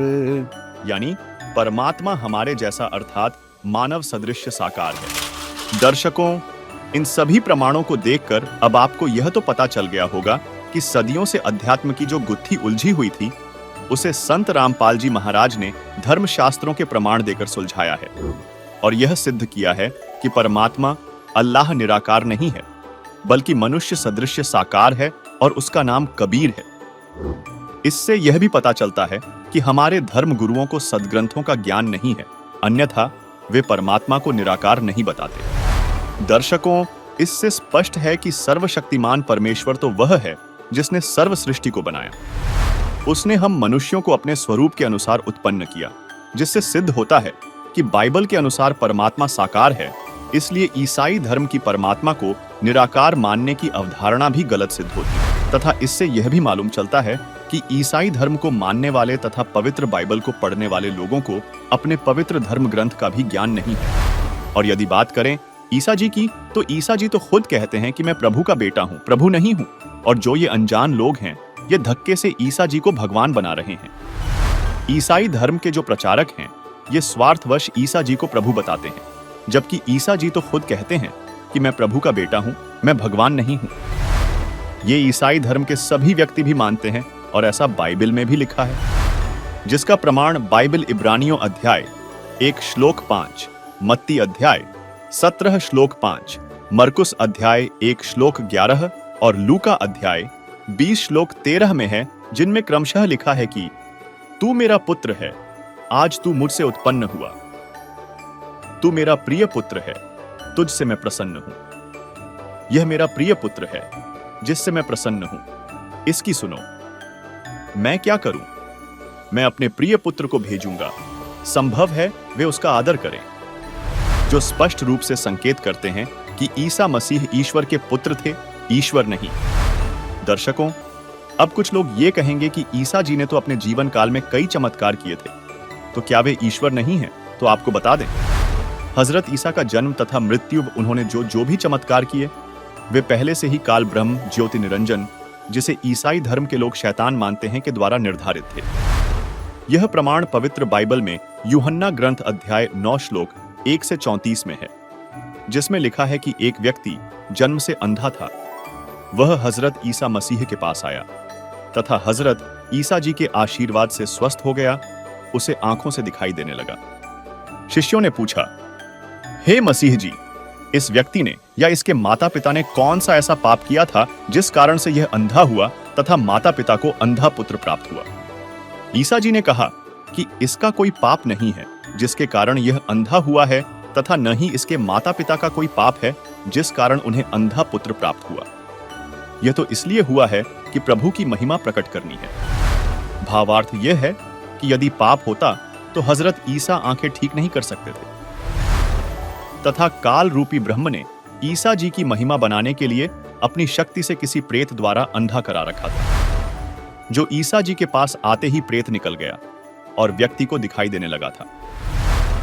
यह सर्वकाल ज्योति निरंजन ब्रह्म शैतान का सुनियोजित जाल है, जिस कारण उसके द्वारा भेजे अवतारों की महिमा बन जाए तथा सर्व आस पास के प्राणी उस पर आसक्त होकर उसके द्वारा बताई ब्रह्म काल की साधना पर अटल हो जाए। जिसकी पूर्ण जानकारी जानने के लिए इसी वीडियो के डिस्क्रिप्शन में दी गई लिंक पर क्लिक करके देखिए। यह वीडियो जिसका टाइटल है संपूर्ण सृष्टि रचना।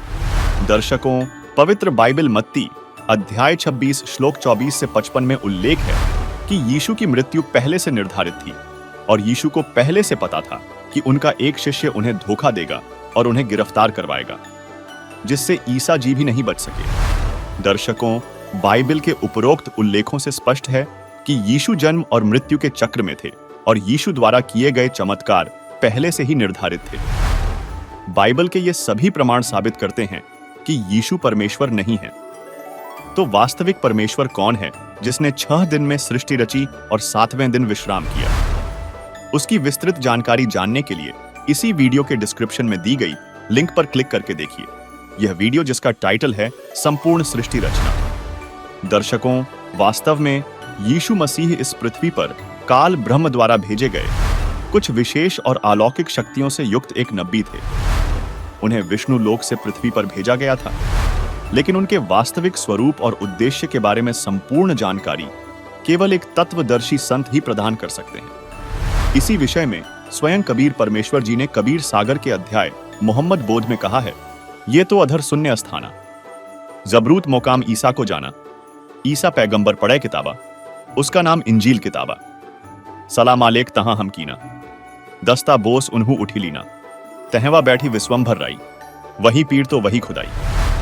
दर्शकों, हम सभी जानते हैं कि उस समय के स्वार्थी लोगों ने ईश निंदा के आरोप में ईसा मसीह को सूली पर चढ़ा दिया था और जब उनका शरीर सूली से उतारा गया तो उन्हें एक कब्र में दफना दिया गया। लेकिन 3 दिन बाद आश्चर्यजनक रूप से ईसा जी अपने अनुयायियों को दर्शन दिए। लेकिन दर्शकों, वह ईसा मसीह नहीं थे, बल्कि वह स्वयं पूर्ण परमात्मा कबीर जी थे, जिन्होंने यीशु के रूप में प्रकट होकर उनके अनुयायियों का विश्वास बनाए रखा। यदि परमेश्वर यह लीला न करते तो यीशु के अनुयायियों का भगवान से विश्वास उठ जाता और वे नास्तिक हो जाते, जबकि परमात्मा भक्तों के विश्वास को कभी कमजोर नहीं होने देता। इस विषय में संत गरीबदास जी ने कहा है, गरीब लाख छिदर मैं करूं अपने संतों का आज, एरना कुछ जो मारत हूँ नरसिंह दर्द हो साज। अर्थात संत गरीबदास जी ने बताया है कि परमेश्वर कबीर जी कहते हैं कि जो मेरी शरण में किसी जन्म में आया है मुक्त नहीं हो पाया, मैं उसको मुक्त करने के लिए कुछ भी लीला कर देता हूं। जैसे प्रहलाद भक्त की रक्षा के लिए नरसिंह रूप धारण करके हिरण्यकशिपु को मारा था। फिर कहा है कि गरीब जो जन हमारी शरण है ताका हूँ मैं दास, गैल गैल लग गया फेरों जब तक धरणी आकाश। अर्थात परमेश्वर कबीर जी ने कहा है, जो जन व्यक्ति किसी जन्म में मेरी शरण में आ गया है, उसके मोक्ष के लिए उसके पीछे पीछे फिरता रहता हूँ। जब तक धरती आकाश रहेगा तब तक उसको काल जाल से निकालने की कोशिश करता रहता हूँ। संपूर्ण आध्यात्मिक ज्ञान को जानने के लिए प्रतिदिन देखिए संत रामपाल जी महाराज के मंगल प्रवचन संत रामपाल जी महाराज YouTube चैनल पर, या उनके द्वारा लिखित पवित्र पुस्तक ज्ञान गंगा को संत रामपाल जी महाराज ऐप से डाउनलोड करके निशुल्क पढ़ें, जिससे आपको परमेश्वर की वास्तविक व प्रमाणित जानकारी लग सके। आइए अब हम उन श्रद्धालुओं के अनुभव जानते हैं जो जगत गुरु तत्वदर्शी संत रामपाल जी महाराज जी से दीक्षा प्राप्त कर चुके हैं तथा उनके द्वारा बताए गए भक्ति मार्ग पर चल रहे हैं। दर्शकों, जब व्यक्ति अपने जीवन की कठिनाइयों से तंग आ जाता है और उसे कोई रास्ता नजर नहीं आता है, तो वह अपने जीवन को ही समाप्त करने की ठान लेता है। ऐसा ही हैरान कर देने वाला किस्सा आज हम आपके सामने लेकर आए हैं। यह कहानी इंदौर, मध्य प्रदेश के रहने वाले जय नारायण जी की है। हिंदू धर्म की भक्ति और तमाम कर्मकांड करते हुए भी जय नारायण जी पूरी तरह से कर्ज में डूब गए। इन्हें अनेक कष्टों ने घेर लिया। जब भक्ति से भी कुछ राहत मिलती न नजर आई, तो जय नारायण जी ने भी अपने जीवन को समाप्त करने की ठानी। लेकिन आज संत रामपाल जी महाराज की शरण में आने के बाद इनका कहना है कि ये पूर्ण रूप से सुखी है। तो आइए जानते हैं कि जय नारायण जी ऐसा क्यों कह रहे हैं। सुनते हैं जय नारायण जी की कहानी उन्हीं की जुबानी। नमस्कार सर। सर साहेब। सर क्या नाम है आपका? जय नारायण ददोरे। जय नारायण जी, आप कहाँ के रहने वाले हैं? 218 बी साई बाबा नगर, इंदौर, मध्य प्रदेश। सर, संत रामपाल जी महाराज से नाम दीक्षा आपने कब ली? जी, मैंने संत रामपाल जी महाराज जी से नाम उपदेश सन 2016 मार्च महीने में ली। संत रामपाल जी महाराज से नाम दीक्षा लेने से पहले आप क्या भक्ति साधनाएं करते थे? जी सर, मैं संत रामपाल जी महाराज जी से नाम उपदेश लेने के पहले जय गुरुदेव पंथ मथुरा वाले जो हैं उनसे जुड़ा हुआ था। वहाँ पर करीब मैंने 3 वर्ष तक भक्ति करी। बाकी भक्ति करते करते मुझे कुछ भी ऐसा ना आध्यात्मिक लाभ हुआ, ना ही किसी प्रकार का कुछ लाभ प्राप्त हुआ। मतलब मैं बहुत ही परेशान रहता था और मेरे ऊपर कर्जा भी करीब 4 लाख रुपए का कर्जा हो गया था, और वो भक्ति करने से मुझे ऐसा कुछ भी लाभ प्राप्त नहीं हुआ। सर, आप पहले जय गुरुदेव पंथ में भक्ति करते थे। ये भक्ति साधना करते हुए आपकी आर्थिक स्थिति खराब हो गई, तो फिर इन सब परेशानियों के बीच आपको संत रामपाल जी महाराज की जानकारी कहाँ से हुई? जी सर, संत रामपाल जी महाराज जी के बारे में हमारे जो बड़े भैया हैं वो संत रामपाल जी महाराज जी से नाम उपदेश उन्होंने सन 2011 में ले चुके थे। तो वो जब भी उनसे मुलाकात होती थी वो हमको संत रामपाल जी महाराज जी की द्वारा लिखी हुई एक पुस्तक है ज्ञान गंगा, उन्होंने वो पुस्तक हमें दी। हमने वो पुस्तक पूरे विस्तार से पढ़ी। पुस्तक पढ़ने के बाद और हम संत रामपाल जी महाराज जी का जो सत्संग आता है चैनल पर, वो सत्संग भी हम देखते थे। तो वो देखने के बाद फिर मैंने जो है संत रामपाल जी महाराज जी से नाम उपदेश लेने की सोची। तो अपने जो इंदौर मध्य प्रदेश है यहाँ पर उनका एक सेंटर खुला हुआ था। वहाँ पर जो है सेवादार लोग वहाँ पर सेवा भी करते हैं और वहाँ पर नाम उपदेश की भी निःशुल्क व्यवस्था रहती है। तो वहाँ पर जाकर के मैंने सन 2016 में निःशुल्क संत रामपाल जी महाराज जी से नाम उपदेश लिया। सर, आपने संत रामपाल जी द्वारा लिखित ज्ञान गंगा पुस्तक पढ़ी। पुस्तक पढ़ने के बाद आपने संत रामपाल जी महाराज को अपना गुरु धारण किया। सर, ज्ञान गंगा पुस्तक में ऐसी क्या बात है जिसे पढ़ने के बाद आपने संत रामपाल जी महाराज को अपना गुरु बनाया? जी सर, जैसा कि जय गुरुदेव पंथ में हम जुड़े हुए थे तो वहाँ पर बताते थे कि परमात्मा निराकार है, और जो ज्ञान गंगा पुस्तक है संत रामपाल जी महाराज जी के द्वारा जो लिखित पुस्तक है उसमें परमात्मा को साकार बताया गया है। और जो संत रामपाल जी महाराज जी बताते हैं सारा प्रमाण सहित बताते हैं।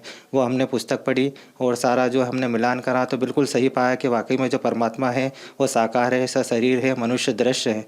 और जो हमको जो जय गुरुदेव पंथ में जो बताते थे परमात्मा निराकार है, तो हमको वाकई में सत्संग सुनने के बाद जो हमको पता चला कि परमात्मा साकार है, और हम जो साधना कर रहे थे जय गुरुदेव पंथ से, वो वाकई में जो साधना उससे हमको कुछ भी आध्यात्मिक लाभ जो है वो प्राप्त नहीं हो पा रहा था, और परमात्मा के बारे में भी विशेष जानकारी हमको उससे नहीं थी। और ज्ञान गंगा पुस्तक पढ़ने के बाद हमको परमात्मा के बारे में जो है जानकारी प्राप्त हुई कि परमात्मा सशरीर है, राजा के समान दृश्य है, और उसका नाम कबीर है। तो वो हमको बहुत बात जो है अच्छी लगी कि हाँ परमात्मा वाकई में प्रमाण सहित भी हमको जो मिला कि परमात्मा साकार है। तो इस कारण हमने जो है फिर संत रामपाल जी महाराज जी को गुरु बनाया। सर, जो भी श्रद्धालु संत रामपाल जी महाराज से नाम दीक्षा लेते हैं उनको कोई ना कोई लाभ अवश्य प्राप्त होते हैं, तो क्या आपको भी कोई लाभ प्राप्त हुए संत रामपाल जी महाराज से नाम दीक्षा लेने के बाद? जी हाँ, बिल्कुल। संत रामपाल जी महाराज जी से नाम उपदेश लेने के बाद वैसे तो कई सारे लाभ प्राप्त हुए हैं, बाकी उसमें से मैं जैसे एक लाभ जो है वो आपको बताना चाहूँगा। जैसे मेरा जो बच्चा है उसको एक बार मतलब बहुत ज़्यादा तबीयत ख़राब हो गई थी, और संडे का दिन था। संडे को जो है अधिकतर क्लिनिक जो है वो बंद रहते हैं, तो मैंने जो है उपचार के लिए बच्चे को ले जाना चाहा। आसपास के क्लिनिक बंद थे, तो हमारे इधर एक जो जिला अस्पताल के पास में एक जो क्लिनिक है राजन डॉक्टर का, वो क्लिनिक संडे को भी खुला था। तो वहाँ पर जो है मैं बच्चे को लेकर के गया। तो बच्चे को लेकर के गया तो डॉक्टर ने देखा बच्चे को, उसको एक इंजेक्शन लगाया। इंजेक्शन लगाने के बाद उसको जो है वह मतलब इतना बड़ा पर्चा मतलब दवा का लिख के दिया, और बोला कि ये दवा लेके और बच्चे को तुरंत जो है एडमिट करना पड़ेगा, इसको जो है निमोनिया हो गया है और बच्चे की तबीयत बहुत ज़्यादा ख़राब है। अब मेरे पास जो है आर्थिक स्थिति कमज़ोर होने के कारण जो है इलाज के पैसे नहीं थे, तो उसमें करीब 5-6 हज़ार रुपये का खर्चा आता है बच्चे को अगर एडमिट करते तो मैंने वो डॉक्टर साहब को कहा, डॉक्टर साहब आप इसको एडमिट मत करिए, आपका अभी तक का जो बिल है वो मुझे बता दीजिए। तो उन्होंने 150 रुपये उनकी फ़ीस बनी थी, 150 रुपये उनकी फ़ीस ली, और मैंने कोई दवा गोली उन्होंने जो पर्चा लिख के दिया वो नहीं ली थी।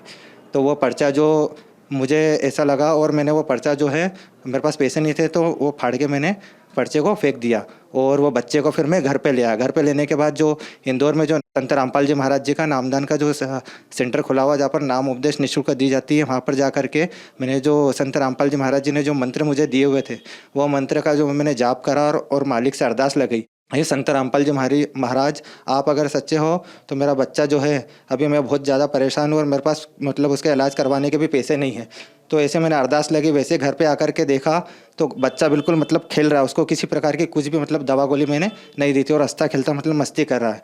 बगैर इलाज करे संत रामपाल जी महाराज की दया से वो बच्चा जो है बगैर इलाज के ठीक हो गया। मैंने नाम उपदेश लेने के पहले जो था मेरे ऊपर 4 लाख का कर्जा था। तो 4 लाख का कर्जा मतलब इतना मतलब ना तो परिवार में कोई ऐसा सक्षम था जो 4 लाख का कर्जा दे दे, और ना मतलब मेरा जो काम जो करता था वो काम भी पूरी तरीके से मतलब जो है बंद हो चुका था, और मैं बहुत ज़्यादा परेशान रहता था कि अब क्या करना है। तो संत रामपाल जी महाराज जी के शरण में आने के बाद मतलब मैंने जो है पानी पतासे का काम जो है शुरू किया।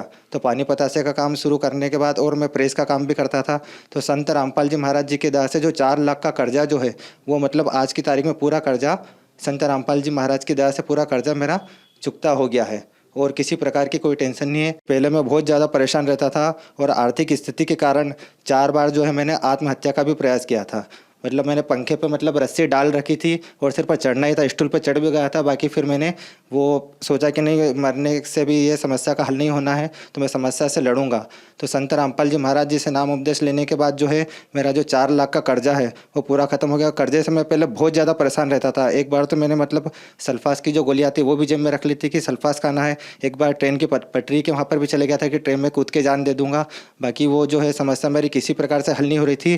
तो संत रामपाल जी महाराज जी को शरण में लेना था, तो मालिक की दया से जो है मैंने संत रामपाल जी महाराज जी से नाम उपदेश लिया, और नाम उपदेश लेने के बाद ही मेरा जो है कर्जा ख़त्म हो सका। और एक बार मतलब जब मैंने नाम उपदेश लिया ही था तो मेरी मतलब पैसे की पहले बहुत समस्या रहती थी। तो नया नया जैसे जुड़ा था 2016 में, तो हिसार जाना था हमको। तो रेलवे के टिकट करवाने के लिए मेरे पास पैसे नहीं थे। तो फिर मैंने सोचा कि अब मैं कैसे जाऊंगा। तो फिर मैंने संत रामपाल जी महाराज जी से अरदास करी कि हे परमात्मा, हे गुरुजी, अगर मेरे पास पैसे की व्यवस्था नहीं तो मैं कैसे जा पाऊँगा। तो वैसे ही मतलब मैंने पर्स खोल के देखा तो मेरा जो पर्स है, पर्स के अंदर के साइड जैसे मैं 200 या 500 रुपये ऐसे कुछ रखता हूँ, तो मैंने पर्स खोल के देखा तो उसके अंदर 2500 रुपये एकदम जो है आ गए। अब वो मुझे खुद को पता नहीं कि 2500 रुपये कैसे आ गए पर्स के अंदर। तो वैसे मैंने तुरंत टिकट करवाया और मैं वो हिसार गया। तो संत रामपाल जी महाराज जी के दया से ये चमत्कार मेरे साथ हुआ कि पर्स में पैसे जो 2500 रुपये वो मेरे पर्स में आ गए। और आज की जो आर्थिक स्थिति है संत रामपाल जी के महाराज जी की दया से, आज जो मैं पहले किराए के मकान में रहता था, अब संत रामपाल जी महाराज जी की दया से हमारे जो ससुर जी हैं उनको प्रेरणा करी संत रामपाल जी महाराज जी ने, और आज जो है दास के पास घर का मकान भी है और अभी काम धंधा भी व्यवस्थित जमा हुआ है, पानी पतासे का भी बढ़िया चलता है और मैं प्रेस भी करता हूँ। और मेरा मतलब रोज़ की दिनचर्या बन गई थी कि रोज़ शाम को जो है मुझे 1 क्वार्टर या कभी कभी जो शराब का जो क्वार्टर आता है वो 1 क्वार्टर या 2 क्वार्टर भी मैं मतलब रोज़ लेने लग गया था। मतलब मेरे परिवार वाले, समाज वाले या आसपास के जो भी मित्रगण हैं वो भी सब भी बोलते थे कि ये बोले बहुत बिगड़ चुका है, अब इसको कोई भी मतलब संभाल नहीं सकता। और सिगरेट भी मतलब रोज़ के 1-2 पैकेट सिगरेट के जो है मैं रोज़ के ख़त्म कर देता था। मतलब इतना बेकार इंसान था, मतलब शराब भी बहुत पीता था मैं, और जुआ वगैरह ये सब बहुत मतलब जो भी बुरी आदतें थे सारी मतलब आदतें मुझ में थी और बहुत ज़्यादा परेशान हो गया था। उसी के कारण कर्जा भी मेरे पर हो गया था। तो वो जो है संत रामपाल जी महाराज जी के शरण में आने के बाद वो सारी बुराइयां भी मतलब छूट गई। और आज जो मेरे मित्रगण जो सहयोगी गण है वो भी जैसे मिलते हैं तो आश्चर्य करते हैं कि ये जो हम तो सोच ही नहीं सकते थे कि ये मतलब तुझसे जो है छूटेगी शराब वगैरह ये। तो मैं उनको बार बार ये समझाता हूँ, देखो ये जीव के बस की बात नहीं है छोड़ना, ये संत रामपाल जी महाराज जी की दया ही है जो उनके नामोपदेश लेने के बाद जो है ये सारी चीज़ें छूट गई मुझसे। तो उनको भी मैं समझाता हूँ कि आप लोग भी आइए शरण में और अपना कल्याण करवाइए। और आज जो है मैं जो कुछ भी हूँ नशा मुक्त जो हूँ वो संत रामपाल जी महाराज जी की दया से ही हूँ। सर, संत रामपाल जी महाराज से नाम दीक्षा लेने के बाद आपका नशा दूर हो गया, जबकि सरकार लोगों को नशा मुक्त करने के लिए करोड़ों रुपए खर्च करती है, कई प्रकार की योजनाएं चलाती है। यह कैसे संभव है कि संत रामपाल जी महाराज से नाम दीक्षा लेने के बाद आपका नशा छूट गया?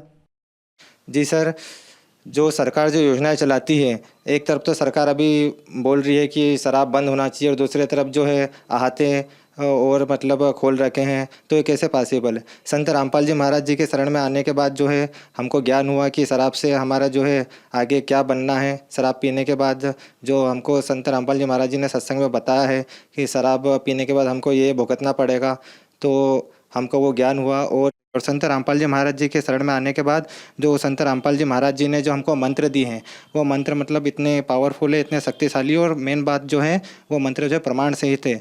मतलब हमारे वेदों ग्रंथों के आधार पर जो संत रामपाल जी महाराज जो भक्ति देते हैं वो प्रमाण सहित देते हैं। तो मंत्र में इतनी शक्ति है कि वो मंत्र से ही हमारा जो है ये नशा छुड़ सका है। नहीं तो और भी जितने भी पंथ हैं उनके जो शिष्य हैं मतलब उनमें मतलब वो छोड़ना भी चाहे तो नहीं छोड़ सकते हैं, क्योंकि उनके जो भक्ति है सतमार्ग की भक्ति नहीं है और प्रमाण सहित नहीं है। तो मेरा सभी से ये प्रार्थना है कि आप सभी संत रामपाल जी महाराज जी के शरण में आइए और यहाँ पर आने के बाद आपकी सभी बुराइयाँ जो है वो छूट जाएगी। सर, संत रामपाल जी महाराज से नाम दीक्षा लेने के बाद आपकी आर्थिक स्थिति ठीक हुई। आप इस तरह से परेशान थे कि आप आत्महत्या करने की स्थिति में पहुंच गए थे, लेकिन संत रामपाल जी महाराज से नाम दीक्षा लेने के बाद आपकी आर्थिक परेशानी दूर हुई और आपके बच्चों को जो निमोनिया हो गया था वह भी संत रामपाल जी महाराज की कृपा से ठीक हुआ। और आज संत रामपाल जी महाराज की कृपा से आप नशा मुक्त हैं। तो जो श्रद्धालु आज आपको देख रहे हैं वह भी किसी न किसी परेशानियों से या नशे से ग्रस्त हैं, उनके लिए आप क्या संदेश देना चाहेंगे? जी, मैं सभी पुण्य आत्माओं से, सभी धर्म प्रेमी जनता से यही बोलना चाहूँगा कि आज जो है पूरे विश्व में जगत गुरु तत्वदर्शी संत रामपाल जी महाराज जी के अलावा कोई भी अधिकारी संत नहीं है। तो आप सभी पुण्य आत्माओं से, धर्म प्रेमी जनता से, माता बहनों से, भाइयों से, सभी से निवेदन करना चाहूँगा कि आप जल्द से जल्द संत रामपाल जी महाराज जी के शरण में आइए और उन्हीं के शरण में आने के बाद ही आपका कल्याण संभव है, क्योंकि पूरे विश्व में कहीं पर भी जो सद्भक्ति मार्ग है वो कहीं पर नहीं है। तो आप जी से निवेदन है, करबद्ध प्रार्थना है कि आप संत रामपाल जी महाराज जी से नाम उपदेश ले करके अपना कल्याण करवाइए और अपना मोक्ष करवाइए। सर, संत रामपाल जी महाराज से नाम दीक्षा कैसे ले सकते हैं? जी, संत रामपाल जी महाराज जी से नाम उपदेश लेने के लिए आप जैसे सत्संग सुनते हैं चैनल पर, तो नीचे जो पीली लाइन जो आती है उस पर संत रामपाल जी महाराज जी मतलब पूरा जानकारी आती है कि यहाँ पर आप फ़ोन करके उनकी पुस्तकें भी बुलवा सकते हैं। और नाम उपदेश लेने के लिए अभी जो है जगह जगह संत रामपाल जी महाराज जी के सेंटर जैसे खुले हुए हैं, तो वहाँ पर जो है निःशुल्क नाम उपदेश दिया जाता है। आप जहाँ पर भी रहते हो, आपका जो शहर लगता हो, वहाँ पर आप जानकारी निकालिए और जो टीवी पर नीचे जो आती है उस पर कॉन्टैक्ट करेंगे तो आपको पूरी जानकारी मिल जाएगी और आप निःशुल्क नाम उपदेश संत रामपाल जी महाराज जी से ले सकते हैं। धन्यवाद सर। सत साहिब।